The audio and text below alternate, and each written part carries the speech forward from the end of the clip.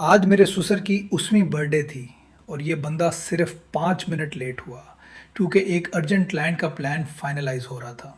लेकिन जैसे वहाँ पहुँचा, भाई सीन तो देखो। उसके आते ही उसकी बीवी ने सबके सामने मेन टेबल की आखिरी खाली सेट अपने योगा टीचर को दे दी और फिर मुस्कुराते हुए बोली, लैन यूचन की तरफ ऐसे क्यों देख रहे हो? वो तुमसे ज़्यादा क्लोज है हमारे साथ। वाह भाई, क्या इज्जत अफजाई थी। सुसर देख रहे थे। लोग मुड़ कर देखने लगे कि अब ये बंदा फट पड़ेगा। लेकिन उसने बस इतना ही कहा, ठीक है, मुझे ऑफिस का काम करना है, मैं जा रहा हूँ। लूज जंक्शन, क्या तुम पागल हो गए हो? उसकी बीवी चीख कर बोली। वो रुका भी नहीं, बस आहिस्ता से बोला, पागल नहीं हुआ, सिर्फ थक चुका हूँ। 7 साल का बोझ जैसे उस एक जुमले से उतर गया था। इसी रात वो ऑफिस में बैठा, ओवर टाइम किया और सनी डे प्रोजेक्ट का फाइनल वर्जन अपलोड कर दिया। Scene sorted. अब इतनी लेट नाइट असिस्टेंट ने आकर पूछा, मैडम शेन पूछ रही हैं कि आप कहाँ हैं। उसने कह दिया, उसे बोल दो मैं क्लोज मीटिंग में हूँ, और खुद जाकर सो गया। अगली सुबह बहुत लेट उसकी आंख खुली। सूरज की किरणें उस वक्त उसके चेहरे पर पड़ रही थीं। जैसे ही उसने फ़ोन एयरप्लेन मोड से ऑन किया, फ़ोन लिटरली पागल हो गया। Non stop vibrations. रात को अकड़, फिर गुस्सा और फिर सुबह पैनिक। उसका फ़ोन एक ही जर्नी की बहुत सारी कहानियां सुना रहा था। ऑफ कोर्स उसका प्रोजेक्ट हिट हो रहा था और शेन फैमिली उस वक्त नर्वस हुए जा रही थी। जैसे ही वो ऑफिस में पहुंचा तो पता चला कि सारे लोग गास्प कर रहे हैं और रात को बर्थडे डिनर वाली सारी बातें हर जगह फैल चुकी हैं। सभी की नज़रें उस पर थीं और उसे जाना था चेयरमैन के कमरे में। वो अपनी टाई ठीक करता हुआ शीशे में खुद को देखता हुआ मुस्कुराया। कई साल बाद ये उसकी एक जेन्युइन स्माइल थी। चेयरमैन गो ने कहा, कल तुमने प्रोजेक्ट बचा लिया, अकेले ही 30% प्रॉफिट रिकवर कर लिया। उसने कूल जवाब दिया, यही तो मेरा काम है। अगर मैं 2 स्टेप पीछे हटता हूं तो 4 स्टेप आगे बढ़ने के लिए। फिर वो सीधे मुद्दे पर आए। आज से तुम सनी डे डिवीजन के जनरल मैनेजर हो। सैलरी डबल और 5% इक्विटी भी। हर प्रोजेक्ट पर हिस्सा मिलेगा, लेकिन साथ शर्त भी रखी, फैमिली डिस्ट्रैक्शंस नहीं होनी चाहिए। वो हल्का सा मुस्कुराया और बोला, सर मैं डिवोर्स ले रहा हूँ। चेयरमैन ने बोला, दैट सिंपल एंड क्लीन। इसी वक्त उसने अपने लॉयर को कॉल की और कहा, डिवोर्स एग्रीमेंट तैयार कर लो। प्री मैरिटल प्रॉपर्टी का एक पाई भी उसे नहीं दूंगा, और जो भी सप्लीमेंट्री कार्ड्स हैं वो सारे फ्रीज कर दो। फिर आहिस्ता से खुद से बोला, शेन वॉन्शिंग, मेरी एक्स बीवी होने वाली हो तुम। तुम्हारा सारा गेम खत्म। इधर शेन फैमिली में तो बड़ा भारी बहसर मचा हुआ था। ये लूज जंक्शन को क्या हो गया है? गरीब था, हमारी बेटी ना होती तो इलेट सोसाइटी में कैसे जाता? उसे तो कोई मुंह भी ना लगाता। और उसका साला भी बोल रहा था, क्या हुआ, एक छोटे से योगा टीचर से ही जेलस हो गया? दीदी तुम रिलैक्स करो, खुद ही आएगा तुम्हारे कदमों में और सॉरी बोलेगा।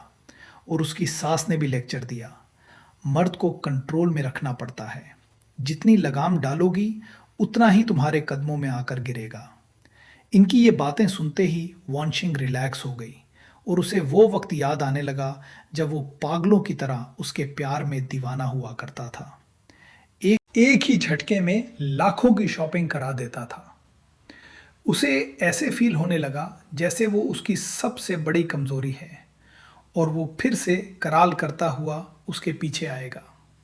और बस यही सोचते ही वो रिलैक्स हो गई और उसके बाद लिम के साथ क्वालिटी टाइम भी बताया। लेकिन फिर वॉन्शिंग ने उसे कॉल की, उसने फ़ोन ऑफ किया, उसने मैसेज किया, उसने ब्लॉक कर दिया। हिम्मत कैसे हुई? मुझे कैसे ब्लॉक किया उसने? अब तो उसकी ईगो पूरी तरह से डैमेज हो चुकी थी। अगले दिन वॉन्शिंग अपनी बेस्ट फ्रेंड के साथ शॉपिंग करने गई। खुद को डिस्ट्रैक्ट रखना चाहती थी। ये बैग देखो, लिमिटेड एडिशन है। ऑफ कोर्स हर चीज़ मुझे मेरे हस्बैंड ही तो लेकर देते हैं। और फिर उसे कुछ आर्टिकल्स पसंद आ गए। कार्ड स्वाइप किया, डिक्लाइन। फिर से स्वाइप करो ना, फिर डिक्लाइन। ये वाला ट्राई करो, वो भी फेल। इतने में उसकी बिस्ती ने आंख मारी और बोला, क्या हुआ, मिस्टर लो से लड़ाई तो नहीं हो गई? वॉन्शिंग को एकदम अनकंफर्टेबल फील हुआ और वो चीख कर वहां से चली गई। अब परेशानी में वो बैंक को कॉल करती है और पता चलता है कि मिस्टर लो ने आज सुबह ही उसके दोनों कार्ड्स ब्लॉक कर दिए हैं। What what the hell is this? अब वॉन्शिंग गुस्से में भरी हुई उसके ऑफिस में पहुंची। मैं लूस जेंशन से मिलना चाहती हूं। क्या आपके पास अपॉइंटमेंट है? रिसेप्शनिस्ट ने पूछा। मैं उसकी बीवी हूं। तुम्हारी हिम्मत कैसे हुई मुझसे अपॉइंटमेंट की बात करने की? सॉरी मीम, फिर भी अपॉइंटमेंट चाहिए। और इतने में असिस्टेंट आ गया। मीम, उनकी मीटिंग चल रही है इन्वेस्टर्स से, हम उन्हें डिस्टर्ब नहीं कर सकते। उन्होंने कहा है कोई अंदर ना आए। वॉन्शिंग चीखी, क्या मैं भी कोई मैं शामिल हूं? खैर, जितना भी चीख ले, किसी ने उसे अंदर घुसने नहीं दिया। इधर मीटिंग में आज चेयरमैन गू ने एक स्पेशल इन्वेस्टर को बुलाया हुआ था और वो थी उनकी सुंदर सी बेटी जिसका नाम गोची था। वो अब्रॉड से रहने के बाद बहुत सालों बाद अभी वापस आई थी और वो लू जेंशन से काफ़ी इम्प्रेस्ड भी दिखाई दे रही थी।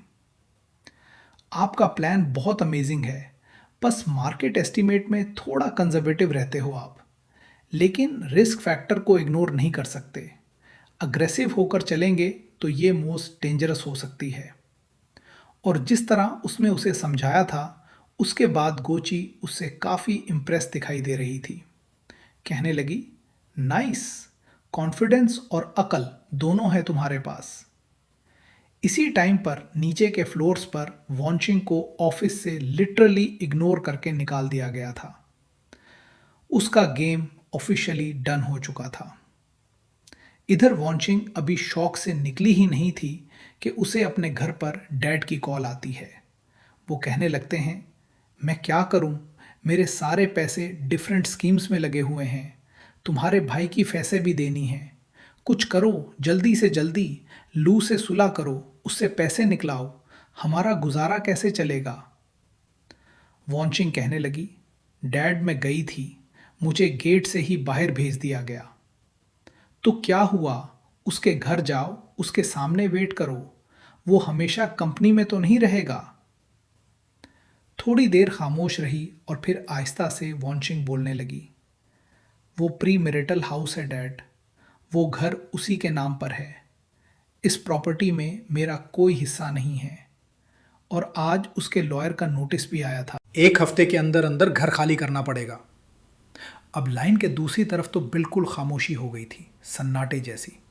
उसके बाद सुसर चीख कर बोले, वो इतना रूथलेस कैसे हो गया? और वॉन्शिंग एकदम कोल्ड होकर कहने लगी, डैड, अब की बार वो बहुत सीरियस लग रहा है। इधर वॉन्शिंग की so called high class friends उससे बातें कर रही थीं।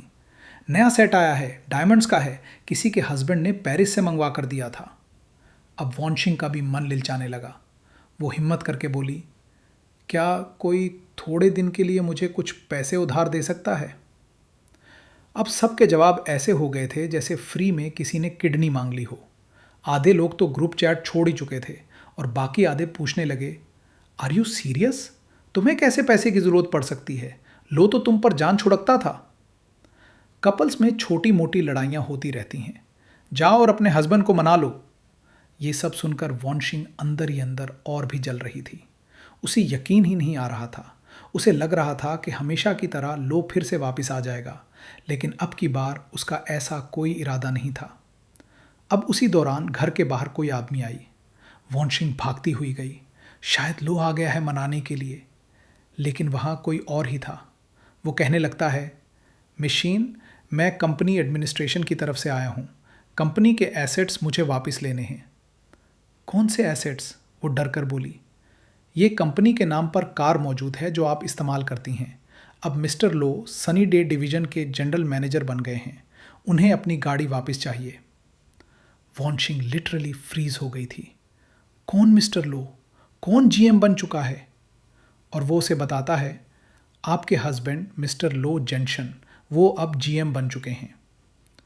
वॉन्शिंग फ्रीज ही हो गई। उसे तो लगता था कि वो सिर्फ मैनेजर है, लेकिन कब जीएम बन गया उसे तो अंदाज़ा ही नहीं हुआ था। अब तो वॉन्शिंग की पूरी दुनिया ऑफिशियली हिल चुकी थी। इधर वो ऑफिस में मौजूद था और गोची किजुली बोलती है, मैंने सुना है आपने अपनी वाइफ की कार भी वापस ले ली है। और वो बग़ैर एक्सप्रेशन के जवाब देने लगा, वो मेरी वाइफ की कार नहीं थी बल्कि कंपनी की कार थी। गोची स्माइल के साथ पूछने लगी, तो अब वो कैसे देने वाले हो? वो उसकी बात समझ चुका था और कहने लगा, तुम्हें और कसे। बस ये जवाब सुनते ही गोची एकदम ब्रिश करने लगी थी। इतने में लॉयर कॉल करता है, सर अभी तक मिस शेन ने डिवोर्स एग्रीमेंट पर साइन नहीं किए, कोई एक्शन नहीं लिया। तो क्या करूं? कोर्ट में जाओ, उसे घसीटो। मेरे पास उसके खिलाफ सबूत भी हैं कि उसने बेवफाई की थी। अगर वो चाहती है तो ये गेम और भी मैसी कर सकता हूँ।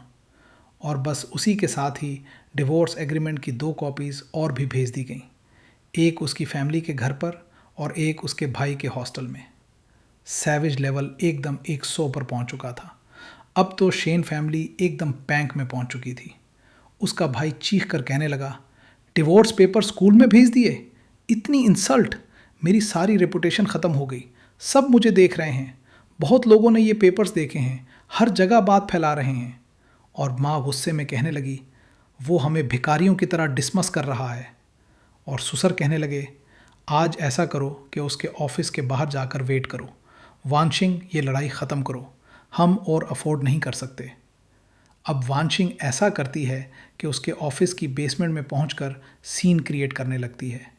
उसकी गाड़ी के बाहर आकर खड़ी हो गई थी। बार बार उसे कहती थी, बाहर आओ, तुमसे बात करनी है।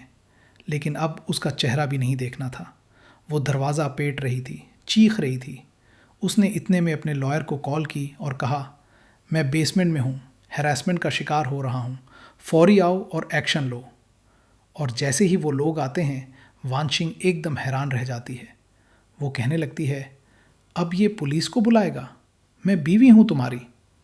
लॉयर आता है, कहने लगता है, मिशन, अब आप लीगल ऑफेंस कर रही हैं, हमें एक्शन लेना पड़ेगा। और फिर वो सीधा स्ट्राइक करता है, अगर आपने साइन ना किए तो आपके होटल रूम वाली फुटेज हम लीक भी कर सकते हैं और इल्लीगली आप अपने हस्बैंड का पैसा जहाँ जहाँ ट्रांसफ़र करती थीं उसके सारे एविडेंस हम कोर्ट में दिखाएंगे। ये गेम बहुत गंदी हो जाएगी, कीचड़ पर ज़्यादा उछलेगा। वानशिंग के दिमाग में फ्लैश बरसता है। ऐसा लगता है कि उस पर बिजलियां ही कड़क पड़ी थीं। क्या वो इतने अरसे से उसके सारे राज जानता था, फिर भी खामोश था? इतने अच्छे से ट्रीट कैसे करता था उसे? और फिर लॉयर कहने लगता है, आपके लिए बेस्ट यही होगा कि आप चुपचाप साइन कर दें, अपने ऊपर गंदगी ना उछालें। वानशिंग के तो हाथ कांप रहे थे, उसकी गेम ओवर हो चुकी थी। अब आहिस्ता आहिस्ता टाइम गुजरे जा रहा था। सनी डे प्रोजेक्ट लॉन्च हो चुका था और एक स्पेशल इवेंट था उसकी सक्सेस से रिलेटेड। स्टेज पर अनाउंसमेंट होती है। चेयरमैन गो कहने लगते हैं कि आप लोग लूज जेंशन को तो जानते ही होंगे, जो कि जनरल मैनेजर हैं, मैंने अपॉइंट किया है और इसी सनी डे प्रोजेक्ट के पीछे उनका सबसे बड़ा हाथ है। उन्हें कंपनी में शेयर्स दिए जा रहे हैं। हर प्रोजेक्ट पर उन्हें 5% प्रॉफिट भी दिया जाएगा। कैमरा, स्पॉटलाइट, तालियां। वो बंदा जिसे कल इग्नोर किया जा रहा था, आज वो स्टार बन चुका था। हर कोई उसे देख रहा था। वो एक चांद था जो चमक रहा था। कोई उसे छू नहीं सकता था, सिर्फ उसे देखकर जल सकता था। और वो कोई और नहीं बल्कि लूज जेंशन ही था। अगर वो आज तक बेमोल रहा था तो उस मोहब्बत की वजह से जो उसने अपनी बीवी से की थी, लेकिन जब बदले में धोखा मिला तो उसने खुद को बदल डाला। आज वो तड़पेगी, उसे पाना चाहेगी, लेकिन चांद को वो हासिल नहीं कर पाएगी। उधर वॉन्शिंग घर पर थी। उसके घर में लड़ाई हो रही थी, टूटा फूटा माहौल था। 500 चाहिए मेरी स्टडीज़ के लिए, अगली फ़ीस जमा करानी है और ख़र्चे भी निकालने हैं। भाई पैसे मांग रहा था, माँ चीख रही थी, दूसरी तरफ बाप भी नाराज़ बैठा हुआ था।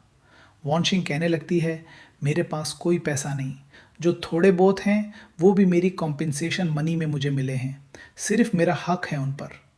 और वो तो उसे ताने मारने लगते हैं कि लो कितना अच्छा था, तुमने उसे अच्छे से हैंडल नहीं किया, उसकी कदर नहीं की। आज तुम्हारा ये हाल न होता, तुम उसके साथ सितारों की तरह आसमान पर चमक रही होती। माँ भी शुरू हो जाती है, हमने तुम्हें पाला है, अब तुम हमारे खर्चे उठाओ। वॉन्शिंग फाइनली फट पड़ती है। पाला आपने मुझे? कितना पाला? जितना मैंने आप लोगों को पाला। भाई की कॉलेज की फीस किसने दी? आपकी ब्रांडेड शॉपिंग्स किसने कराई? आपको डायमंड सेट किसने दिलवाए?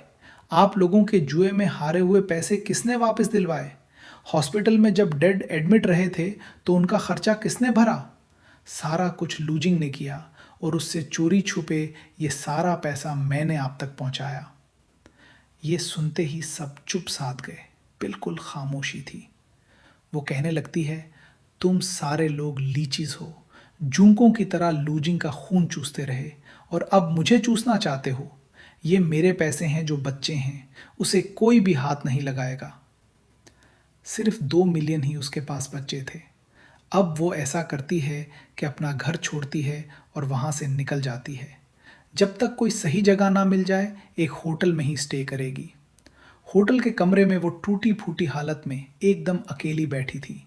सो कॉल्ड फ्रेंड्स, इलेट पार्टीज, अब उसके पास कुछ भी नहीं था। इधर उसका और गुची का बांड दिन बदन स्ट्रांग होता जा रहा था। वो दोनों इकट्ठे बहुत सुंदर लगते थे। हर कोई कहता था कि क्या आप लोग सिर्फ बिजनेस पार्टनर हैं या कोई डेटिंग भी चल रही है। लेकिन वो सिर्फ और सिर्फ स्माइल कर देता था, गुची को प्रोटेक्ट करता था। और फिर एक दिन वॉन्शिंग को लिन का ख्याल आता है। वो सोचती है क्यों ना उससे जाकर मदद मांगी जाए। उसने तो उसका नंबर भी ब्लॉक कर दिया था। वो उसके घर के बाहर सर्दी में खड़ी पहले तो ठठरती रहती है। जैसे ही उसकी गाड़ी आती है उससे कहती है, मैंने तुम्हें कितना तलाश किया। और वो ज़रा सा भी लिहाज नहीं करता। उसके मुंह पर उसे बोलता है, तुम्हारा और मेरा क्या रिश्ता? मुझे तो तब तक तुमसे फ़ायदा था जब लू के कनेक्शंस तुम्हारे साथ थे। तुम मुझे इलेट पार्टीज़ में लेकर जाती थी और मेरा सारा बिल भी भरती थी। ये सुनते ही वॉन्शिंग रोने लगती है। कहती है, तुमने तो बोला था कि तुम मुझसे सच्चा प्यार करते हो। लेकिन लिन कहने लगता है, प्यार माय फुट, जो अपने पति की नहीं हो सकी, जो उस पर जान निछावर करता था, वो मेरी क्या होगी। इसलिए दफा हो जाओ यहां से और मुझे अपनी शक्ल भी मत दिखाना। कांड खत्म। वॉन्शिंग का सो कॉल्ड प्यार भी धोखा निकला। और फिर फाइनली एक दिन आता है जब वो उसे प्रपोज कर ही देता है। बहुत सुंदर सी रात थी जब सितारों का नज़ारा वो दोनों इकट्ठे देख रहे थे। वो उससे कहने लगा, मुझे पहले अपनी ज़िंदगी एक प्रोजेक्ट की तरह लगती थी, बहुत बोरिंग, बग़ैर किसी जज्बात के। लेकिन तुम्हारे आने के बाद अब लगता है कि सब कुछ अधूरा था, अब मुकम्मल हो चुका है। उसके साथ ही वो रंग निकालता है, नील डाउन करता है और उसे प्रपोज कर देता है। गोची स्माइल करती है। वो बुलिश कर रही थी, वो भी उससे शादी करना चाहती थी। और फिर उसी के साथ ही कुछ टीवी चैनल्स पर एक ब्रेकिंग न्यूज़ चलती है। लो जंक्शन और गोची, इन दोनों की इंगेजमेंट हो चुकी है। ये दोनों एक बिजनेस पावर कपल बन चुके हैं। वॉन्शिंग भी ये खबर देखती है और उस वक्त पर उसे इतना बड़ा शौक लगता है कि उसे लगता है उसकी दुनिया ही उजड़ कर रह गई है। कोई था जिसने उसे कॉइन की तरह रखा था, उसे अपने प्यार में स्पॉइल किया था, लेकिन उसने खुद ही अपने गलत कामों की वजह से उसे खो दिया। और आज उसके पास निदामत और शर्मिंदगी के अलावा कुछ भी नहीं था। फिर थोड़े दिनों बाद उसका भाई कॉल करता है, कहने लगता है, सॉरी दीदी, हम लोग फैमिली हैं, खून का रिश्ता कभी टूटता नहीं, तो वापस आ जाओ ना। और भाई उससे भी ज़्यादा चालाक निकला। वॉन्शिंग उसकी बातों में आ जाती है। आता है एक बर्थडे केक लेकर, क्योंकि शेन वॉन्शिंग के बर्थडे का दिन था। और केक के साथ साथ इमोशनल बातें करता है, उसका कार्ड चुरा लेता है। और पिन तो उसे पहले ही मालूम थी। उसका सारा पैसा जो बचा था वो भी वो लोग खा चुके। अब वॉन्शिंग अपने घर जाती है, उसकी माँ उसे देखती है तो चीखने लगती है, तुम्हारे भाई की पढ़ाई तो ख़त्म हो गई थी, जो पैसा तुमसे चोरी किया था उसने बिजनेस में लगा दिया है और पता नहीं कुछ वापस आता भी है कि नहीं। आखिर तुम यहाँ क्यों आई हो? हम तुम्हें और नहीं पाल सकते, तुम डिवर्सी हो, एक धब्बा हो हमारे लिए। निकल जाओ यहाँ से, हम तुम्हें अफोर्ड करने वाले नहीं। और बस किरमा ने पूरा हिसाब लगा दिया था। शेन के पास मुंह छुपाने के लिए जगह भी नहीं बची थी। और फिर आखिर में वो सूल अफेयर ब्यूरो के बाहर खड़ा हुआ था। डिवर्स का कूलिंग पीरियड ख़त्म हो चुका था और आज के ही दिन इन दोनों का रिश्ता लीगली ख़त्म होने वाला था। वॉन्शिंग आखिरी बार बोलती है, 7 साल हम दोनों ने इकट्ठे बताए, कुछ तो फीलिंग्स होंगी, मुझ पर कुछ तो दिया आ रहा होगा तुम्हें। इंसान किसी कुत्ते के साथ भी रहे तो उससे भी प्यार हो जाता है। तुम्हें मुझसे कोई अटैचमेंट नहीं हुई? इतने में उसने उसे सर्द लहजे में बोला, कुत्ता भी लॉयल्टी को समझता है, लेकिन तुम नहीं समझी। तुमने जिस तरह से मेरे साथ गद्दारी की, मेरी पीठ पीछे मेरे साथ धोखा किया, मैं तुम्हें कभी माफ़ नहीं करूँगा। तुमने मुझे जितनी चोटें दी हैं वो मेरे चेहरे पर नहीं दिखती, मेरे दिल पर उसके बहुत गहरे ज़ख्म हैं और तुम अब ये सारा कुछ डिज़र्व करती हो। शेन वॉन्शिंग ने सोचा भी नहीं था कि इतना ब्रूटल हो जाएगा और वाकई अब उसके मन में उसके लिए कोई जगह नहीं थी। उसे उस पर दिया भी नहीं आती थी। वो वहाँ हमेशा हमेशा के लिए अपना माजी ख़त्म करने आया था। वॉन्शिंग रोती है, चीखती है, एक चांस तो दे दो।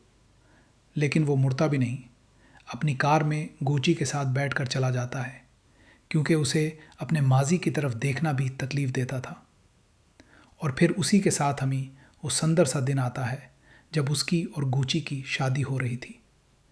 समंदर किनारे बहुत ही सुंदर नज़ारा था और आज के दिन गुची पहले से भी ज़्यादा प्यारी लग रही थी। उसे ऐसे लगने लगता है कि वो वही लूज़ जंक्शन है जो कि पहले की तरह मासूम हुआ करता था। 7 साल पुराना लूज़ जंक्शन वापस आ चुका था, जो किसी पर एतबार करना चाहता था, किसी से प्यार करना चाहता था और अपनी ज़िंदगी खुलकर जीना चाहता था।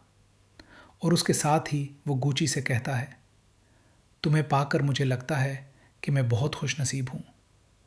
अब जब मेरे पास तुम हो, मुझे और कुछ भी नहीं चाहिए।